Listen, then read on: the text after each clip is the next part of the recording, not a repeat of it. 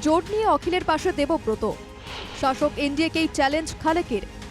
সঠিক পথেই এগোচ্ছে জোটের সমীকরণ।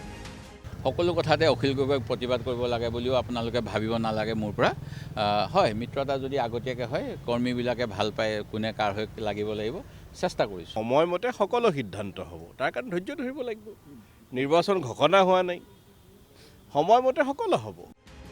সাংগঠনিক দিক থেকে বা জোট নিয়ে আমাদের পক্ষে যা যা করা সম্ভব সর্বস্ব উজাড় করে দিয়েই সেটা করছে কংগ্রেস। দাবি বিধানসভার বিরোধী দলনেতা দেবব্রত শইকীয়ার।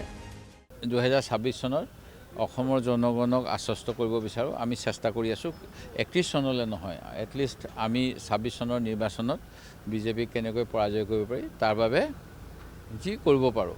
হয়, বহুতে ইয়াত সুখী হ'ব নোৱাৰিব পাৰে, বহুতে মোক কয় আপোনালোকে আৰু কৰক, কিন্তু আমাৰ যিমান পাৰোঁ কৰিছোঁ বুলিয়ে ক'ম, তাতে ফাঁকি দিয়া নাই।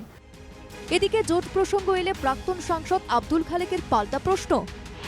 আসন নিয়ে চূড়ান্ত সিদ্ধান্ত হয়ে গেছে এনডিএ জোটে। অগপকে কটা আসন ছাড়বে সেটা জানিয়েছে বিজেপি। কটা আসন পাবে ইউপিপিএল প্রকাশ্যে এসেছে এটা। বন্ধুসকলে বেছিভাগ কংগ্ৰেছ জোঁটৰ কথা সুধি থাকে। মই আপোনালোকৰ জৰিয়তেই সুধিছোঁ, বিজেপিয়েনো অগপক কেইখন আসন এৰি দিছে সেইটো ক্লিয়াৰ কৰিছে নেকি? বিজেপিয়েনো ইউপিপিএলক কেইখন আসন এৰি দিছে সেইটো ক্লিয়াৰ কৰিছে নেকি? তেওঁলোকে জোটবন্ধনৰ কথাহে কৈছে, আসনটো ক্লিয়াৰ কৰা নাই।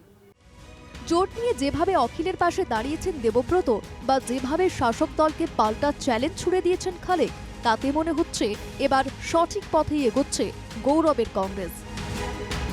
Bureau report, NKTV Bangla.